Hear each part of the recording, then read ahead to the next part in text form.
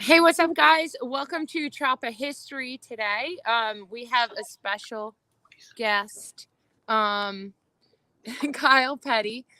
Dad, on my keyboard, there's like a little, like the top right ish. There's a little volume thing. Just hit. It's like three Three lines. lines. Hit There again. they go. So today we have Kyle Petty on. We're going to talk about the Kyle Petty ride. But before we get to that, I just want to remind you guys, if you're on Instagram, make sure you give us a follow, Parrots_CycleFab, and also follow our YouTube page. And shout out to Indian Motorcycles and Law Tigers for sponsoring Choppa History. We couldn't do it without them. If you guys are looking for Parrots shirts, go to Competition Distributing. It's competitiondist.com. They have our shirts and hats for sale over there. There was something else. Oh, I thought I had a graphic, but I think I forgot to upload it. Our bike nights, Parrots Bike Nights here, are on the third Wednesday of June, July, and August. So you guys mark your calendars now. That will be, the first one is June 21st. Will be the first Parrots Bike Night. We have food trucks. We have a band. There's always tons of bikes, tons of people. It's a good time. So the third Wednesday of June, July, and August. Let's see. I think that's all I got. Dad, you got anything else? I've got a 92 FLHS for sale. Real nice, clean bike, stock.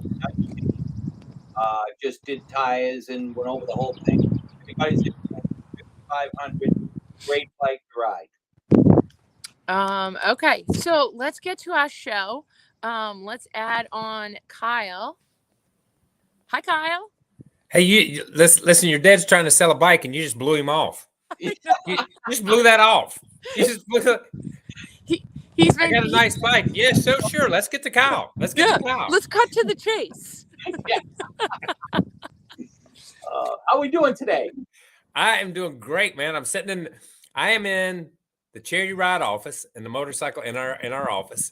Yeah. And there are no boxes here. Everything is on a trailer headed to Salt Lake City. That's always, you know how it is at your shop. When the shelves are empty, that's a good day, man. You're waiting for stuff to come in, but it's a good day. It means you're doing business. So we're doing business today. I can relate 100%. You know, we're on our way to Daytona to do the paint shows or Sturgis. When the shop is empty of boxes and the bikes are gone, I'm happy. Yeah. Good day. Good day. Yeah, I saw the truck and trailer left yesterday. I saw that on your Yep.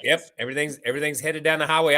I've had people on Instagram and Twitter and stuff that are sending me photos of it as they pass it going the opposite way, or they run up beside it and take photos. So that's always a fun time too, when race fans are out there and they're taking pictures of your stuff. Oh yeah, that is. When our truck and trailer is on the way to events, usually we're passing everybody else. I'm trying to keep my insurance premiums down right now. I'm trying to keep it down. It passed us about 80. Yeah. Well, you know, so we have heavy feet. Yeah, that's it. Our trailers used to say, if this truck is driving unsafe, call this number. Who cares? You know what I mean? Right, 1-800. Who cares? Yeah, that's exactly right. Yeah. So Kyle, the ride this year starts and ends in Salt Lake City.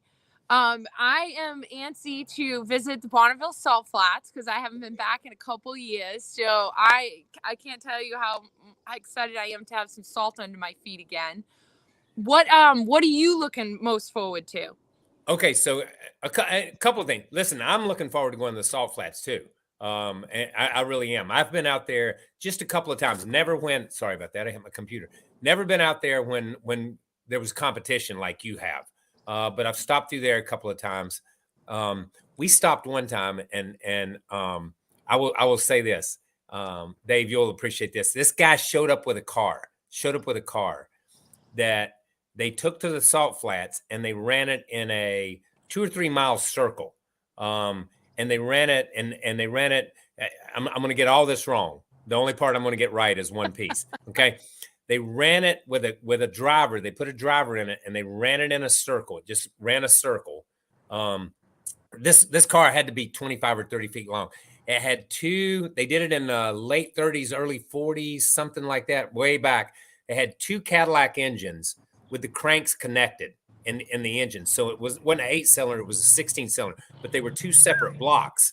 And the guy would drive it, and it had a huge steering wheel like a boat. And he would turn it all the way to the left and put a hook over it. And then he would go to sleep, and it would just run in a circle. And then he'd wake up and he'd drive it a little while, and then he'd go back to sleep. And he did this for 24 hours, and it ran like 126 or 36 miles an hour continually for 24 hours and set some kind of crazy record out there. But so we've been through there a few times. I'm looking forward to going with you, Jody, and having you give us the tour or just explain to us what it's all about, because I am looking forward. The other thing I'm looking forward to is Ely, Nevada is my favorite town in America. And I've said it a million times. It's right.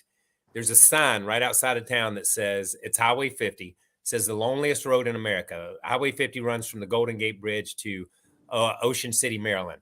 And I've run that stretch of highway. I can't even tell you how many times, but it's 200 miles, 300 miles out through there. And you don't pass anybody. You got to carry some extra fuel with you, even on a motorcycle, to get to the end of it.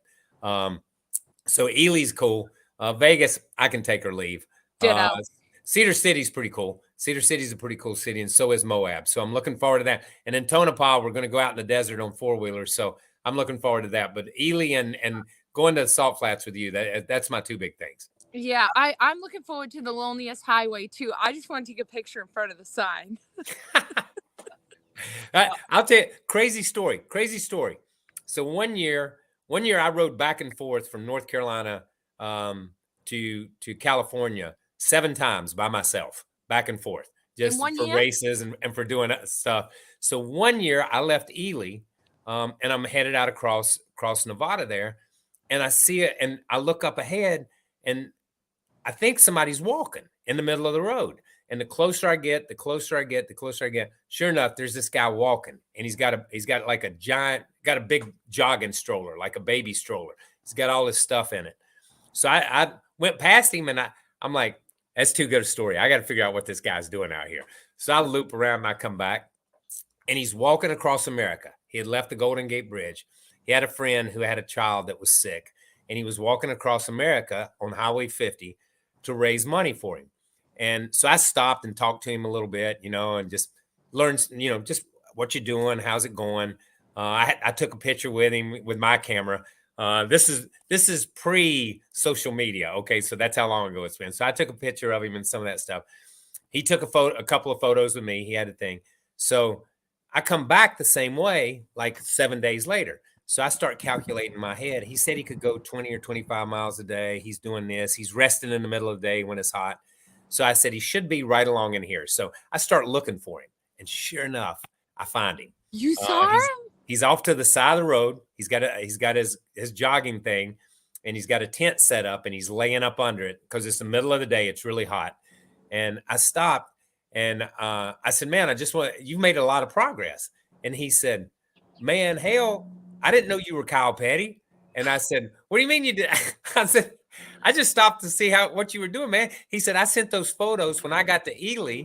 He was on the other side of Ely now. He said, when I got to Ely and had internet, I sent those photos to my family, and my family said, what you doing talking to Kyle Petty? How did you run into Kyle Petty walking across America? So his family were big race fans. It's the weirdest story ever. Don't get me wrong. I know, but that's the kind of stories you get on a motorcycle. You guys know that. Yeah, definitely. That's a good story. Boy, I was just thinking as you were telling, can you imagine what this guy's version of the story is? Like, here I am walking in the middle of nowhere and I meet Kyle Petty. Like, how cool is that?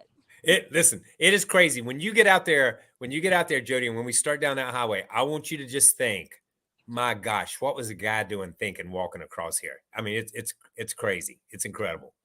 I would imagine too, it's hot that, and you can only carry so much. Like, what did he do? Like, what if he ran out of water? Yeah, you know what? He had that cooler, or he had that baby stroller, and I don't know how much it weighed because it had big, bicycle tires on it, so it was easy to push. But he had that baby loaded down. Going downhill, I'm sure he jumped on it and rode it downhill. But going uphill, I wouldn't want to be him going uphill. I will say that. Yeah, that's pretty cool. Good story. So yeah, so I'm looking forward to the Salt Flats, obviously the loneliest highway, which I won't be lonely because I'll be with 125 other fellow riders in our gang. And I'm looking forward to doing it with my best friend. Looking forward to doing it with Lena Fearless. So Yeah. it Good should for be you. a That's really right. good trip. Yeah, that's right. But you know what? And honestly, and you know this from going last year. She may be your best friend, but there's still 200 other friends that you have on this ride. That's the cool part about the ride. Yes. It is the people. We talk, the motorcycle riding, everybody comes because of the motorcycle. The motorcycle is the common denominator that draws us all together, that makes us want to go do things and makes us want to be out there without a roof over your head and seeing the sky and everything that's going on. But once you do it with a group like this, it's the people that keep you coming back. So, I and agree. listen, I told you last year, you're a lifer now. Once you Yeah. go on, it's like, man, we set the hook. Got it. Now she's back again. Yeah, I was excited when they sent out the team directory and it like had everyone's pictures and I was like, oh man, I can't wait to see the luggage guys. I know. I had more fun with them, like, they just like when I brought my luggage out, chit-chatting away with those guys. Like, I can't wait to see everybody. Yeah. And listen, it's like, it's like a high school reunion every year. It's like the first day of school. You just go back, everybody kind of picks up the conversation and falls in again. You go again. Yeah. Do you think, Dad, how many people you think are still on it that when you did it? Oh, geez, I don't know. Kyle can answer that. I did it in '99. Yeah. So, Yeah. I know that, John Krishna. Yeah. How about Maury? Yeah, Maury was there. You know what? Yeah, Maury was there. Listen, when your dad went on it, we were begging people to go on it. That's so we didn't have the crowd that we have now because we were stopping people on the street. You got a bike? Come ride with us. That's all we were trying to do. It's one of those. So here's what and let me explain it to you this way. So in those early years, that first year we had 35 people in 95. That's all we could talk into it. 35 people. The next year we had a few more and it began to take off a little bit. But it's kind of like, here's what I wanted to do. I wanted the very first year, I wanted to call it the 99th annual Kyle Petty Charity Ride Across America. I wanted to start with the number 99 and I wanted to count backwards because I felt like the number 99 gave it credibility. Like, man, they've been doing this 99 years. How cool is that, man? So I always wanted to do that, to just back it down. So those first few years, we were trying to build some credibility. So we were like, how many people you got? We might have 60 people. We'd say, man, we got 300. We got 300 people. We're going to be we inflated everything just to get people to buy into the hype. But now, Joe, there's 200, 225 people, with the luggage guys, you mentioned them, the hotel group, the doctors and the nurses that go with us. The Coke and then you got the bikes and, some of the bikes are 2 up. So, you got 125 or 30 bikes. That's about all you can really control over that many day period. So it's a lot of people to keep moving. Morgan does a great job. Jenny does a great job of telling everybody we're coming to your town. So that gets people calmed down a little bit. So they already know we're coming, but it's turned into something a little bit bigger. Yeah. Well, I'll tell you, when I went on it, it was the most organized ride. I couldn't even believe how organized it was. We knew where we were going to stop for gas at 2:00 on Wednesday afternoon. Yeah. And it was. And then, of course, I built that bike for the ride, that Road King, and I rode it across. And then we went to your farm, and Willie Nelson was there. Oh yeah, do the concert, and then we did the auction, right? Yeah. Remember when we were doing the auction, and I was up on the stage with you and the rest of the people, and there was a guy in the back kept bidding, and it got up to 45,000 or whatever it was, and I don't know if you remember this or not, but and so Patty says, "Okay, come on up here." Comes up on the stage, and he's got no shirt on, got cut off jeans, and no shoes. There's your sign. Here's your sign right here. Right? And so Patty says to him, Okay, how would you like to pay for this? And he says, oh, Kyle's giving me the money. And she goes, what are you talking about? Oh, Kyle said he was going to buy it for me. And at that point, we knew there was a problem. Yes. Yes. So the second bidder ended up winning it, and they Yeah. hustled him off the stage. But yeah, that was quite a deal. So the two things I remember about that were about that day was exactly that. That guy, and I don't know why. Yeah, I mean, I guess when you open it up to a group of 15,000 people, you're gonna have crazy people out there bidding. Yeah. So was exactly that. That guy came up there, and I mean, he just got off the truck somewhere, man. He just got out yesterday. He was in an institution somewhere yesterday. Yeah. So he just got out. So he comes up there. The second thing that happened that day, and I will tell you this, and you remember the day. I mean, it was a good day. I mean, pretty weather and all this stuff. Yeah, it was beautiful. So the thing was over with. Everybody was leaving. Everybody's going home. And I get about 6 or 7 state patrolmen, and they come down there and they say, "Hey, man, we'd like to we want to talk to have our photo taken with Willie." And I said, "Okay, let me knock on the bus and go up in there and see if he'll come out." I know So exactly. I knocked on the bus door, and they opened the door, and it's like, Willie, some state patrolmen out here want to talk to you, man. And he's like, give me a minute, man. Give me a minute. I got a picture. I have a picture of you and Richard and me and Willie standing next to the bike, and man, all you can smell is weed. The picture You can still probably smells smell like it on weed. the picture, man. That's kind of the way it was strong that day. I can tell you that. That was a big day. That was a fun day. Well, but So Kyle, tell us. So the Kyle Petty charity ride is raising money for Victory Junction. Tell us a little bit about Victory Junction. So Victory Junction is a camp in North Carolina for children with serious medical conditions and chronic medical needs. And what we do is so in 2000, my oldest son, Adam, was killed in a racing accident in New Hampshire. And we had talked about, we'd been to a camp in Florida during Biketoberfest with Bruce Rossmeyer. We'd ridden over to Boggy Creek and been a part of his ride. He did a ride over there to help raise funds for that camp. And, Adam just thought that was the greatest thing in the world, seeing this camp. Not long after that, his accident happened. And during that same period of time, I had been fortunate to drive some sports car races with Paul Newman and had gotten to know him. So when Adam's accident happened, people were like, man, you let's do this or let's do that. How are we going to do a memorial? We want to do this. And the memorial thing was the last thing on my mind. But all of a sudden it just dawned on us. Let's build a camp. Adam enjoyed it. He wanted to do a camp.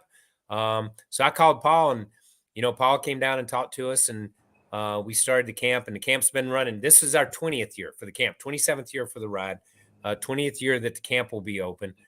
We've seen over 100. The camp has touched over 115,000 kids. Wow. Totally free of charge. That's what the charity ride does now.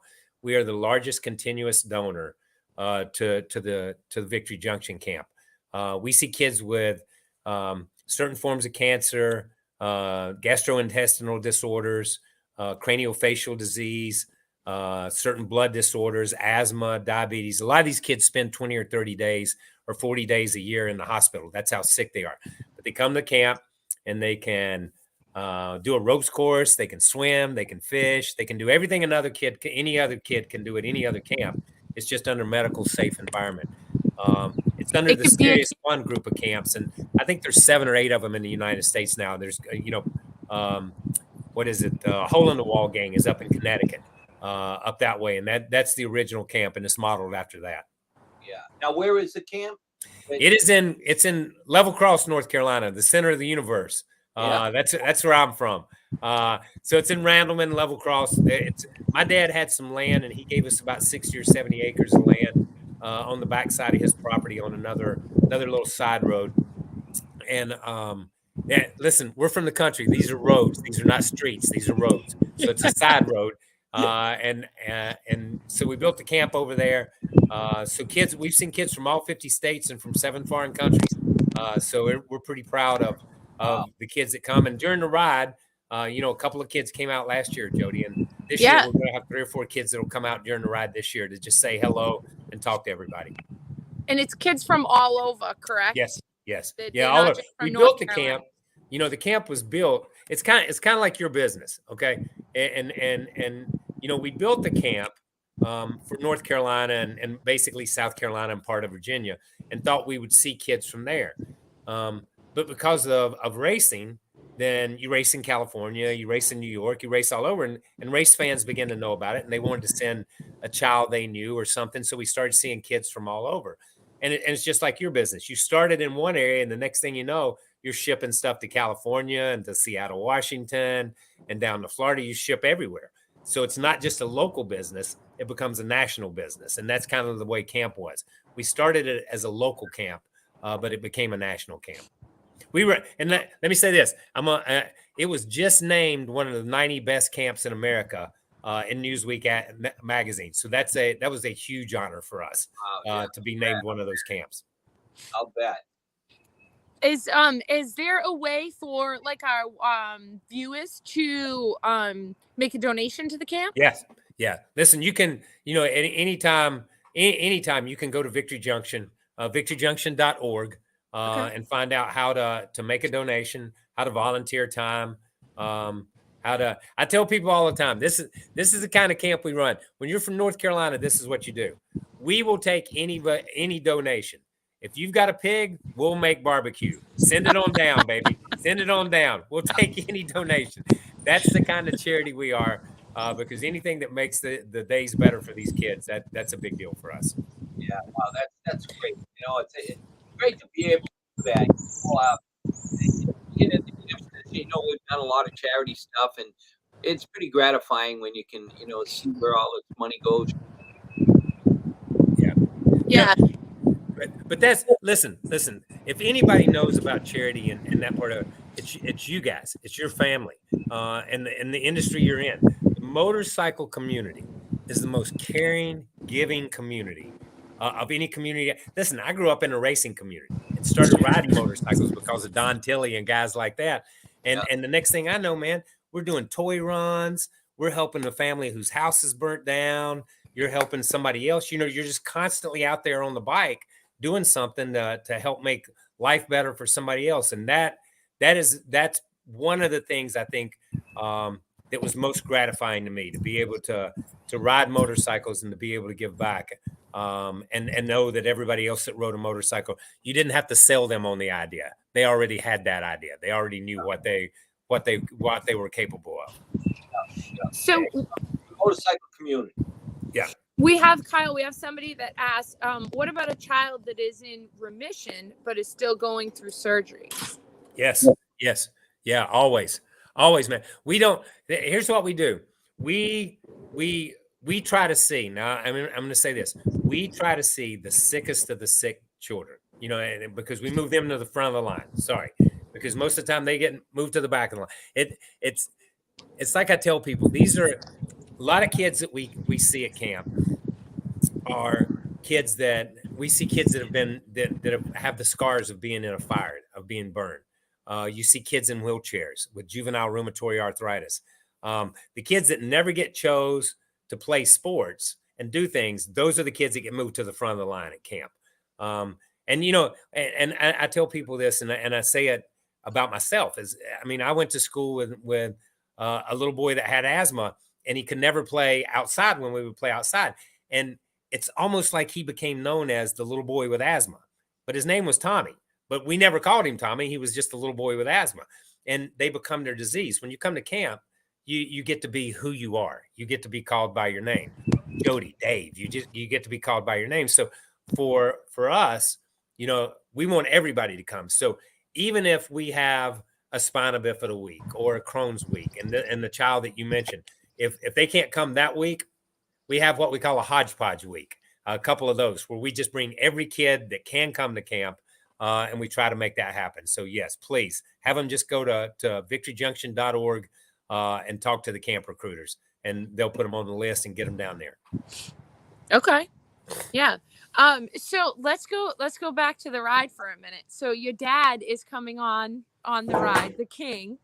So I know, like, age, you shouldn't ask how old somebody is, but how old is your dad? My dad's 85 now. He's 85. 85. Yeah. Man, he is so cool. Like, he still moves, he still goes, he socializes. He's so good with all the people that come out to our stops. Like, he is such a good, role model. Yeah. But you know what? So it's funny, and that's the way we were raised. Is in most sports, and especially now today, if you played for the Celtics, if you play for Green Bay, if you play for the Yankees, you play for an owner. There's a guy that owns that team. You know what I mean? That's the way it is, and that's what it's all about. When my dad came along, they weren't guys like that. They were not big time owners. You played for the guy sitting in the third row that paid $15 and bought a ticket. That's who you played for. So when that guy came down when the race was over with and wanted an autograph or wanted to talk, you kind of stood there and talked to him because you took $1 of his money and went home with it if you had won the race or if you had done something. So, and then sponsors came into the sport, and as sponsors came into the sport, I tell people it's a vicious circle. It's like a sponsor and I'll use Coca-Cola. Coca-Cola makes a product. They want to sell that product. So they sponsor a race car to advertise it. So if I'm nice to the fans will buy that product so they can sell more products. So I can drive a race car. So I'm nice to the fans. And it's a circle, you know what I mean? Because they're the ones that end up paying that sponsor dollars. So that's the way my dad's always done. And that's the way he's always instilled in us, man, is that guy that comes along, help pay your salary in some way, shape or form. And that guy that comes along could be you, because I'm a fan of the sport too, man. I'm a fan. And as long as you're a fan of it, man, you just want to be a part of it. Yeah. Yeah. No, that's so true. Kyle, do you miss racing at all? So I will say this. So when you're, and I tell people, I use this as an example. When I was a little boy, and probably I knew this is what I wanted to do before I even went to elementary school, that I wanted to be a race car driver. And when I was a little boy, I dreamed about sitting in a seat and hanging onto a steering wheel and racing. And at that time, racing my dad, racing David Pearson, racing Donnie Allison, racing those guys. That was my dream. So one day you grow up and you actually, if you're fortunate and if you're blessed, you actually get to hang on to that steering wheel and race some of those guys. And then someday that day comes when you don't get to do that anymore. You can do all the other stuff. You can go to the racetrack, you can hang out with the people, but you don't get to hang on to that steering wheel anymore. So that's the part I miss. I miss driving. Yeah, I bet. I miss that piece of it more than still get to see the people, still get to hang out. But I miss the driving piece. Yeah, there's got to be some like thrill to it too, where it's you getting in that seat is like antsy, like here we go. Yeah. It's not the same as Listen, getting in a hot rod on the street. Listen, I take it out on people on the highway. I just want to get in front of you. That's it. That's the way I'm aggressive. I got stopped. For a long time. My mom was sick for about 6 or 7 years, and she lives about 90 miles from where I live now. So I bought a Prius because it got like 52 miles to the gallon, and I would drive the Prius. Don't be doing that. Don't be doing that. Prius. Come on. Hey, listen, I was going to customize it and turn it into a Prius El Camino, but I just never took the time to do it. So I drove this Prius, and I would drive it over 90 miles to see her and 90 miles home. So one day I'm coming home and a state patrolman stops me, and I pulled over to the side, and he came up to the window. He said, license registration. And I showed it to him, and he said, no wonder. He said, you are the most aggressive Prius driver I have ever seen in my whole life. He said, I stopped you for driving aggressive. And then I thought, who drives in a Prius that aggressive? And that's my claim to fame, being aggressive in a Prius. You know what I mean? That's like a Chihuahua. You know what I mean? Just, I'm going after it, man. Yeah, I don't know that I would drive a Prius. I just can't. Come on, man. Come on. If I make one into an El Camino, we're gonna go cross country in it. So if you made it into an El Camino, would that be a Croc? Oh, yeah, that would be. Yeah, yeah. Half car, half truck. Uh, So your whole family comes on the ride. Your kids are adorable. I can't wait to meet your littlest one this year because Morgan was pregnant Yep. last year Yep. on the ride.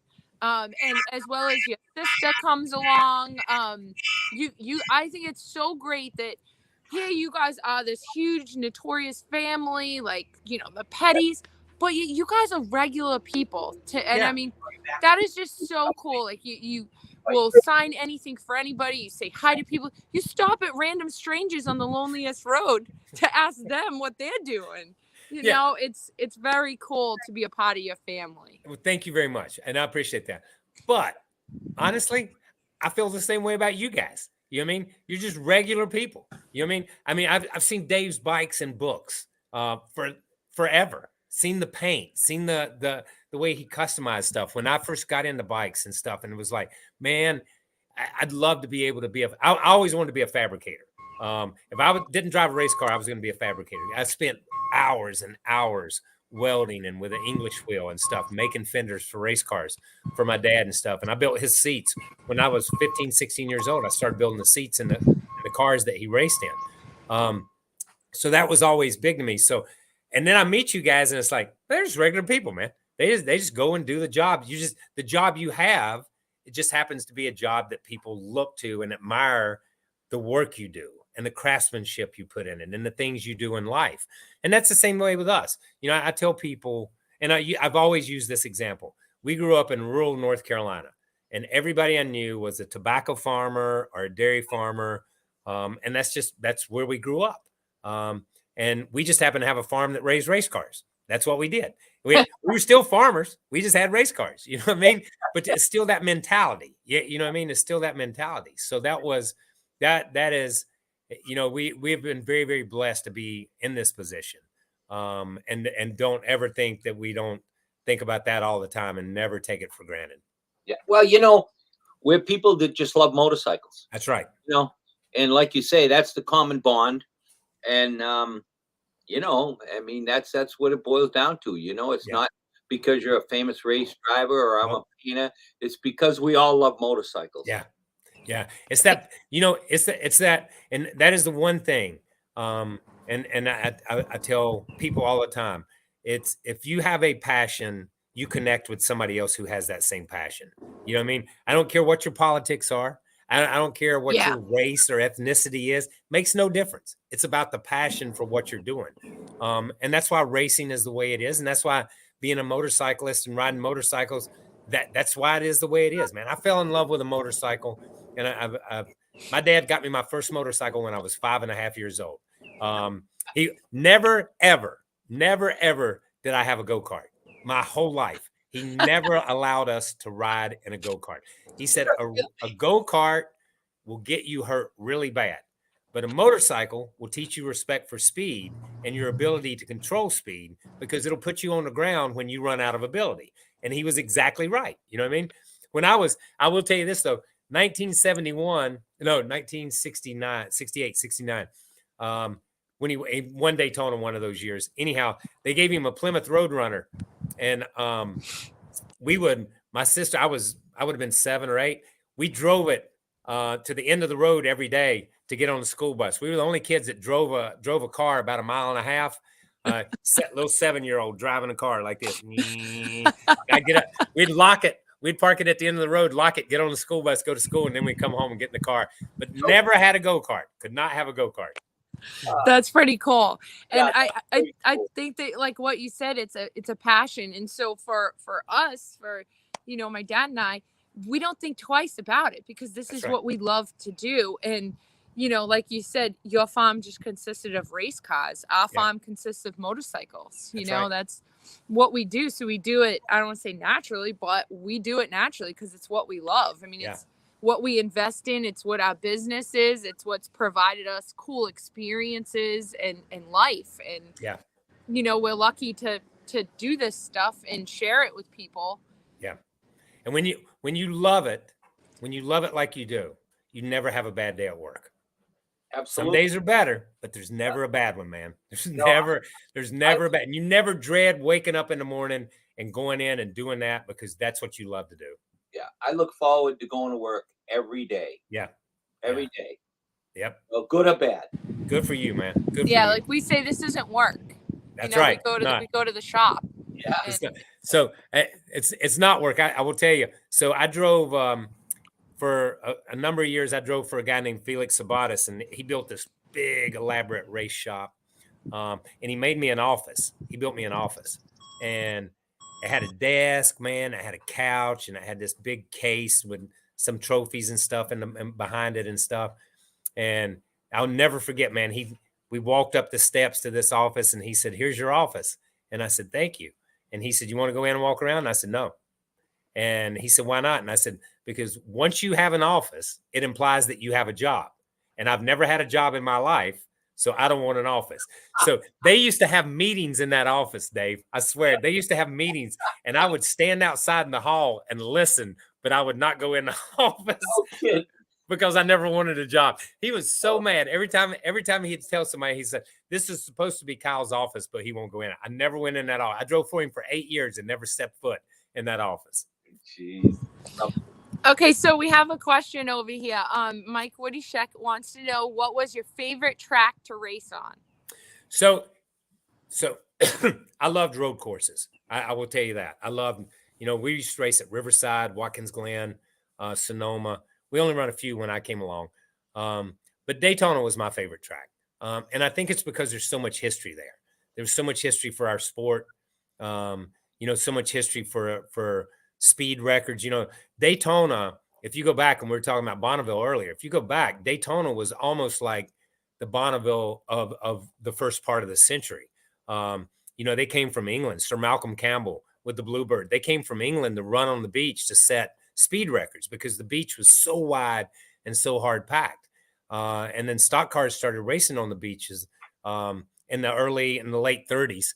And then by the late 40s, NASCAR had been formed, and they ran races there until 59 when they built the big speedway. So I think there was so much history there.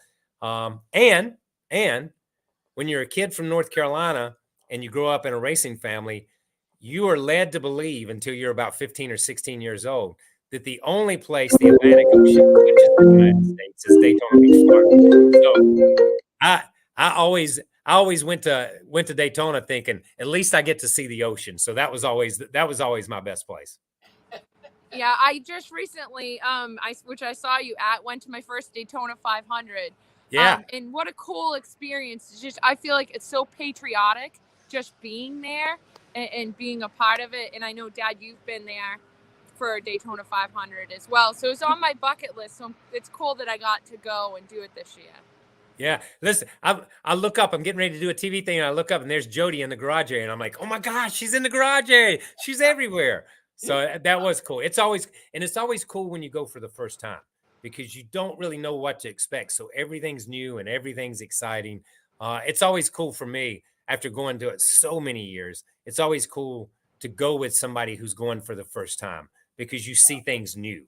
You see things that you get jaded to all of a sudden are exciting again. So yeah, I'm glad you got to go. That's a neat experience for anybody. Yeah, it was really cool. And I mean, I used to go, Dad, how long has it been since you've been to a NASCAR race?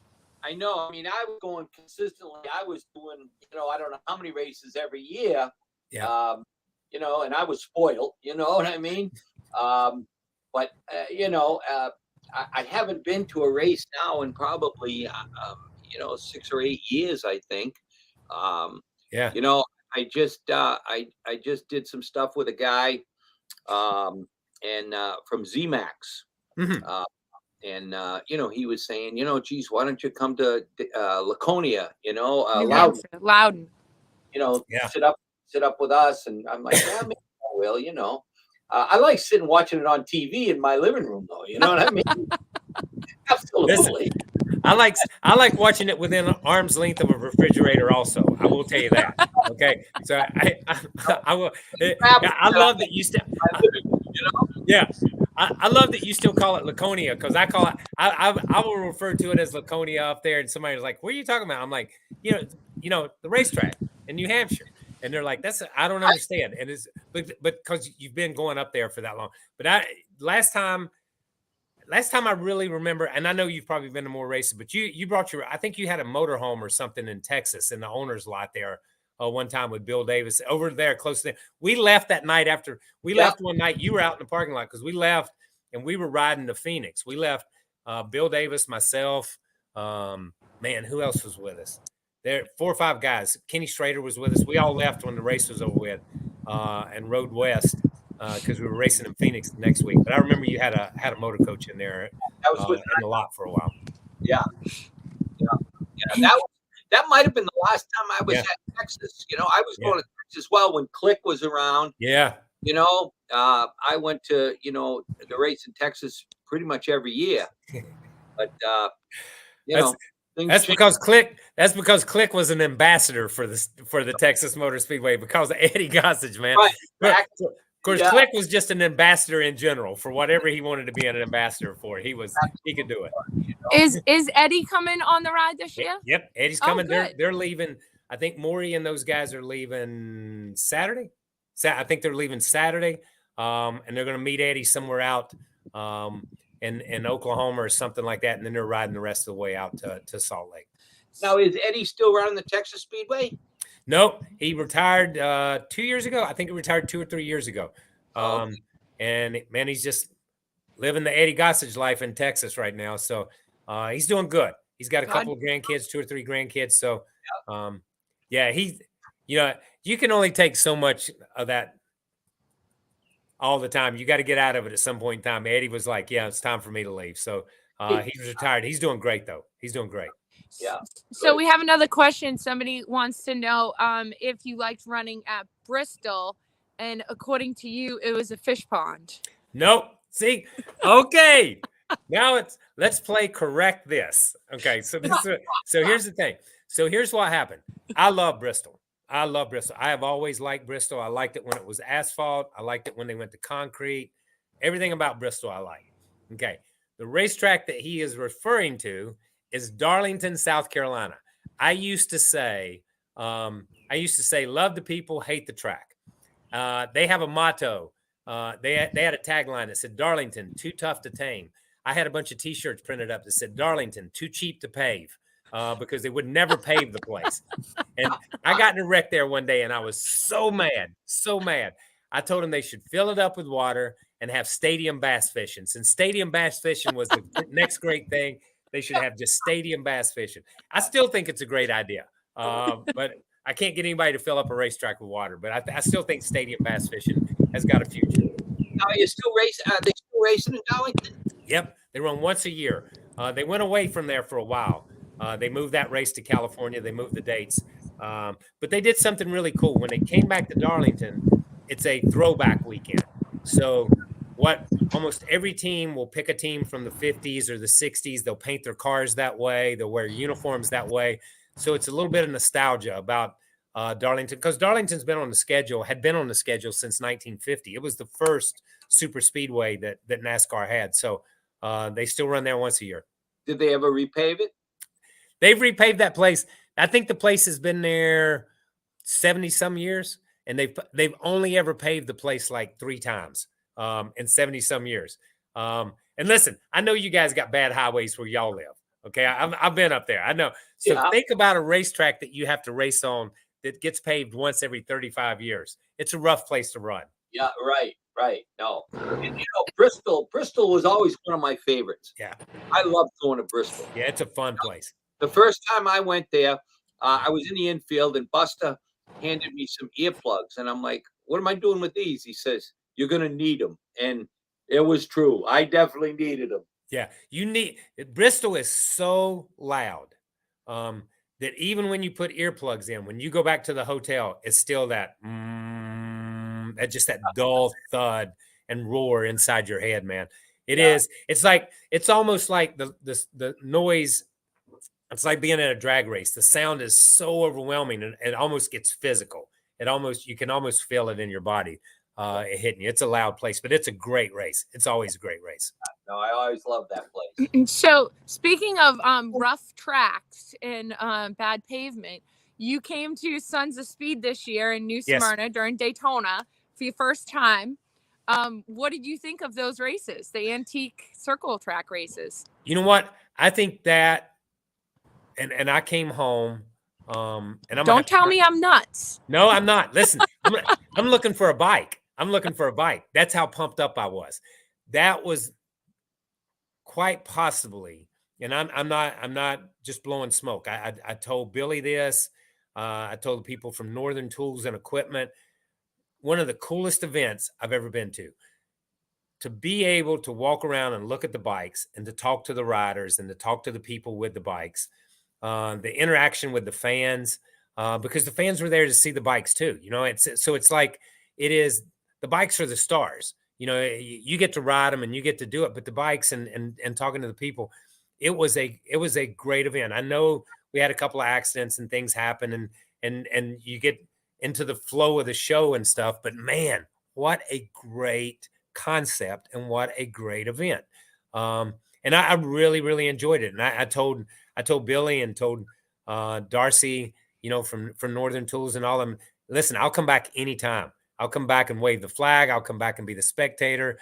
I'm going to get me a bike. I'm going to come back because it was just a lot of fun, and the people are great. And again, that's what makes a great event anyhow, are the people.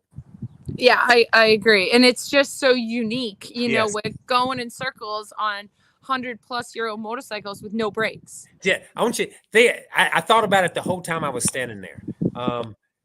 The no brake thing still messes me up. I'm gonna have to say that. The no brake. I rode one before everybody got there that morning, and I got to the corner, and I'm like, whoa. Yeah. What am I going to do now? You know. But I thought about it while I was standing there. It would be incredible for me to go back to and guys bring a 1950 Plymouth or a 1950 Oldsmobile and recreate that in stock car racing. Yeah, you know what I mean? Yeah. With those inline sixes that they ran and stuff. No power. They got no power.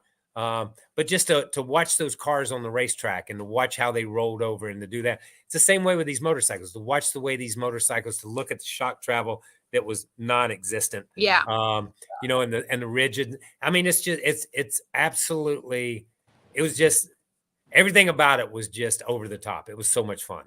Yeah, it is very cool. And I mean, you got to retrain your mind to know that, you know, you might be able to go wide open on that straightaway, but when you come to that corner, you're not slowing down. So you got to hang. It kind of determines who's got balls and who doesn't.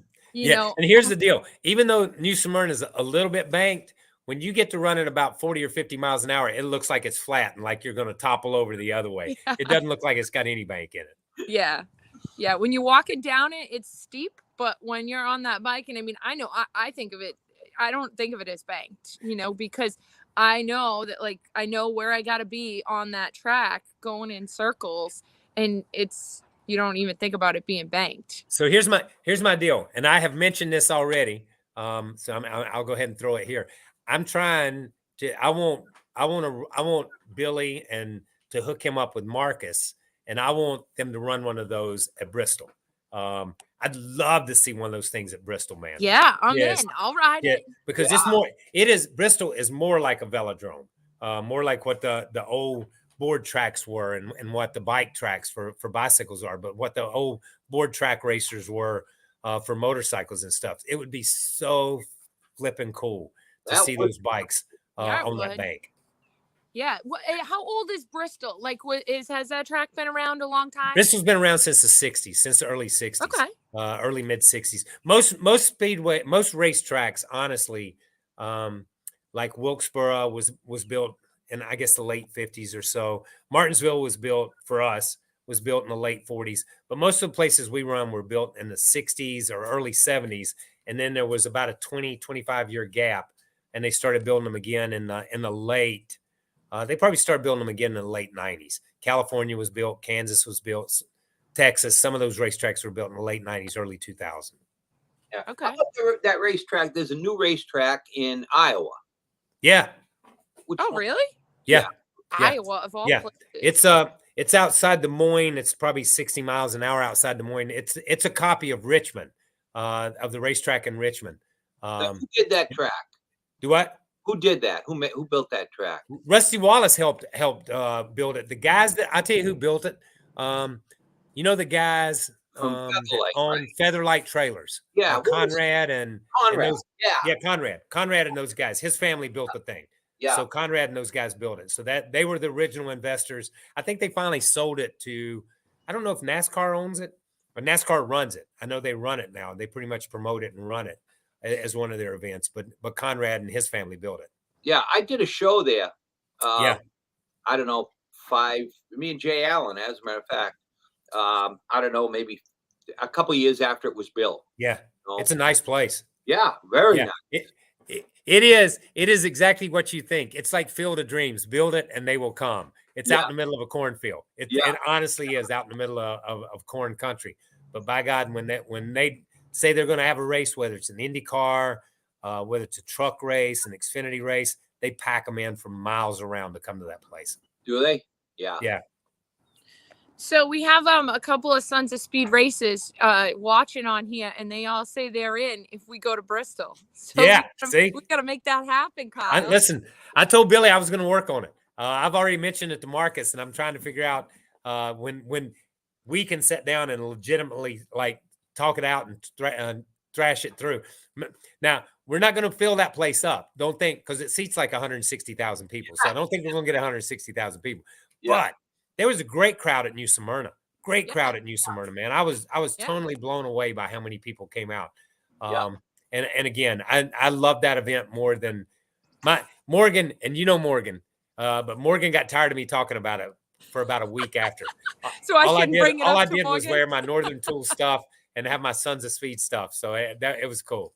Yeah. Morgan just said, "Hey, she didn't do that. She didn't say that." Yeah. Yeah, I'll have to keep putting a bug in Billy and Andy's ear about it. Please. That would be cool to be on a track that has good pavement. Yeah. Is that me or you? So I'm trying to see. There was another question. What do you think the good years were for NASCAR? What were the best years for it? Yeah. So that's a good question. So I think, listen, it's a funny life. Okay. The good old days aren't as good as we remember them. Okay. And the best days we have are the days we're living right now. Okay. That's just the way it is. It's what you make of it. Oh, sorry. Let me cut that off. It's what you make of it. So for me, I look at it, and for me as a kid, and I just go back to my kid, because I think we all have fond memories of our childhood. But I was fortunate to be in the late 60s and all through the 70s to grow up with what I consider the golden age of the sport, with my dad and David Pearson and Bobby and Donnie Allison and Kel Yarborough and Buddy Baker and all those guys that won 80 or 90 races. All those guys that just won all the time and raced each other hard and worked on their cars and drug them to the racetrack. And they didn't care if they got a dime. All they cared about was beating you that night, holding up the trophy and pointing at you saying, "I beat you today." You know what I mean? And then they move on to the next racetrack. So for me, those are my fondest memories of the sport. And I think that's that age, and that's that group. And then it continued, Earnhardt and Rusty and Mark and all those guys. That's a different era. And then Jeff Gordon and Jimmy Johnson, that's a different era. But the era that will always be special for me is the era of my dad and all those guys that were my childhood heroes that I watched grow. It's kind of like being a baseball fan. You just latch on to that one generation you grow up with that you watch when they're playing. And those are, in your mind, those are the greatest players that ever lived. Yeah, I think you told the story. Is Herschel McGriff that rode across? You can tell that story because it's such a good story. Yeah, Herschel comes on the ride with us. Yeah, Herschel. So Herschel's 96 now, 95, 96. Herschel is going to miss the ride this year, because he's ridden with us, because his family is going on a cruise. So he's 96 and still out there just living life every day. But so Herschel lived in Portland, Oregon. And when they built the Speedway in, when they built the Speedway in Darlington, South Carolina in 1950, he heard they were building a racetrack there. And he was a local racer, and he was like, I'm going to go race Darlington. So he took a yardstick, took a ruler, and laid it down on a map of the United States. And from Portland all the way across to Darlington, South Carolina. And then he traced the roads that were closest to the straight line because there weren't any interstates. So he traced the roads that were closest to the line, and he left Portland and he drove to Darlington, South Carolina. And he entered the race and he ran the race and he ran ninth. And the car that he drove from Portland, Oregon, he ran the race. He ran ninth.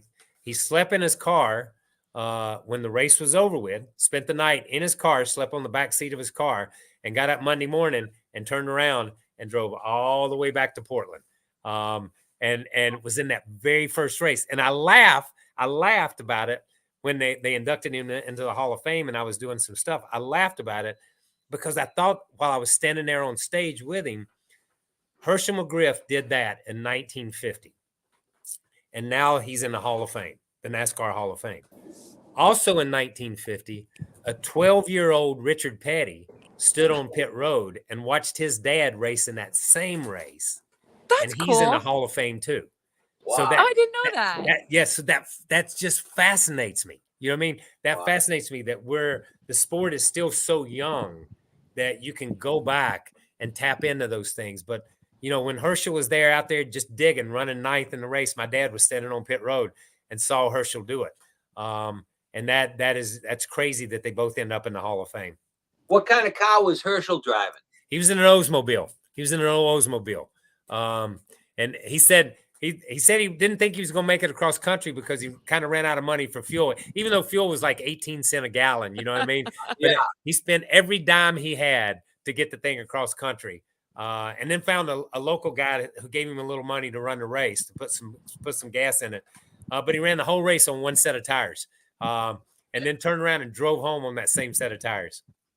How cool. Like, what a pioneer. Yeah. You know, that's what's cool about that generation. I mean, I hate to say it, but that wouldn't exist now. Oh, you yeah. know, No. people, there's too much money in it, and it's, gotten too big where it's not grassroots anymore. Yeah, that's it. If you can't fly me there and furnish me with everything I need, then I'm not coming. I'm not coming. That's the way the world is now. Yeah, I will say, like, when I went to the Daytona 500, I was thinking like some of the drivers, and not to say anything bad, but they were like with these fancy shoes on and like like $400 pairs of jeans, and I'm thinking like, so much for like the Wranglers and cowboy boots and like these roughnecks that are out there. These guys have, their nails are nicer than mine. That's right, man. Listen, if you don't have on $500 jeans and $1,000 shoes, don't show up. Don't show up, man. Yeah. Yeah. Yeah, and a different pair for every day. That's exactly right, man. You get a new helmet and a new uniform every week, man. Yeah. That's the way I told somebody said, "Did you save any of your uniforms?" And I said, "No. I ran at a time when that thing stunk by the time you got to 26 races and you still had 10 races to go." Yeah. I bet. So on the ride this year, I'm assuming Kenny Schrader's coming back, and Rusty Wallace, is he coming as well? Kenny Wallace, his Kenny brother. Wallace, okay. Listen. You are in. All I can say is you just be prepared. Just be prepared. So I really enjoyed going on the ride kind of by myself last year. I thought was awesome because I made friends with people that I maybe wouldn't have made friends with, and one of them being Ann and Kenny, and I thought they are a riot. I laughed with them. They are a cool couple, and what a great guy, and they got good stories. So I'm looking forward to hearing more of their stories. Well, listen. If you think Kenny and Ann were funny, wait until Kenny Wallace and Kim Wallace come, because Kenny Schrader and Ann won't be able to get a word in because Kenny talks all the time. I'm telling you, man. You are in for a treat. This is what NASCAR is. You are in for a treat with Kenny Wallace. Oh. All right. Well, Kyle, we don't want to take up too much of your day. I know you're busy and getting ready to leave. When do you guys head to Salt Lake City? We head tomorrow. Oh, Yeah, we're headed out tomorrow. Morgan, and the three boys, Overton and Cotton and Devant, myself, Jenny's going out, her mom's going out, Morgan's mom's going out. So there's a few of us that are going out tomorrow, get everything set up. The trucks get in on Sunday and we unload everything and get the command center and everything set up. So and people will start coming in by Tuesday or Wednesday. Okay. They'll just come out a few days early. They'll be riding in or just flying in for a few extra days. So everybody will start trickling in next week. And by next Friday, we have our kickoff dinner and then kick it off on Saturday. And again, I am really excited about this year. yeah, I'm really excited. It's a cool route. Like I said in the beginning, I can't wait to go back to Bonneville. It'll be cool to get some salt under my feet. Can't wait, man. Can't wait. Yeah, I would imagine. So I know this. So this is kind of a if you've been to Bonneville, you know. So the beginning of the salt flats, where the big sign is that says Bonneville Salt Flats, that's known as the boat ramp. And so when we go there, you don't want any water in the boat at the boat ramp. But we have been there where the water is 3 feet deep. It's, you know, so somebody had told me just recently that there's a ton of water at the boat ramp. So I'm curious to see how flooded it actually gets. Yeah. But then again, if it's dry, I'll be ecstatic as well. So I'm curious to see the condition in May. Yeah, we'll see. We'll see. Listen, if it's salt water and it's deep enough, you can float on salt water. So I'll float out in it. I'll try something. Yeah. You gotta but if you get salt on your shoes, you gotta make sure you wash it off because it's never ending. Listen, if you get salt on your motorcycle, you got to do the same thing because it's never ending. Yeah, Dad, don't worry. I won't go out there on my motorcycle. You know that when we were racing, every vehicle, trucks that went out onto the flats where we raced and came back, took an average of 25 pounds of salt with it. Wow. Yeah. Wow. We had salt in our truck for a month after. I mean, I washed it and washed it and washed it. Yeah. And a month would go by and I'd come out in the morning and there'd be a hunk of salt laying underneath my truck. That's crazy. That's aiming for puddles. Yeah, like, that's crazy. We would pray for rain on the ride home. Yeah. Yeah. Remember that one year, it was like a good 6 months after we had been to the salt, you kind of walked by your truck and the tail light had all salt in it. Inside the tail light. Yeah. So I mean that salt gets everywhere. And it is definitely long lasting. We need to let everybody know that before we get out there. Yeah, I will. I'll warn them. Good. I was a lot more concerned about my truck with the salt than the bike because we took the bike apart every year, you know? Yeah, true. Yeah. Yeah, it's pretty invasive. But all right, Kyle. So this is here. If you guys wanna check it out, here's a map of where we're going, April 29th to May 5th. And you can go to KylePettyCharityRide.com to see where the exact stops are and the exact times of where we will be when we'll be. If you guys want to come out and see us at one of these cities, there's all cities in between that we're stopping at. So that's where we're going to be. Here's another thing, a breakdown of the dates. So we're stopping for fuel. Yep. And the places we stop for fuel. And here is a little bit of the celebrities, which, Kyle, how come I didn't make the celebrity list? I think you're on the back of the card. Oh, okay. All right. I'll put you on next year. I promise. Come back next year. I'll put you on. Yeah, I mean, I might not be a NASCAR driver, but at least I'm a racer. Yes, you are. That's a fact. Yeah. So that will be Kyle. I'm leaving on Monday, so I'm gonna my bike's in Santa Fe right now, so I'm going to head to Salt Lake City. I'll be there either Wednesday or Thursday. Okay. So I'm really excited to get there and see everybody and just get on our way. Can't wait to see you. Ride safe. Okay. Yeah. So I'll see you in Salt Lake City, and like I said, thank you very much for coming on our show today. Thank you, man. Thanks for having me. Great seeing you guys. Y'all take care. Kyle. Thank you. Thank you.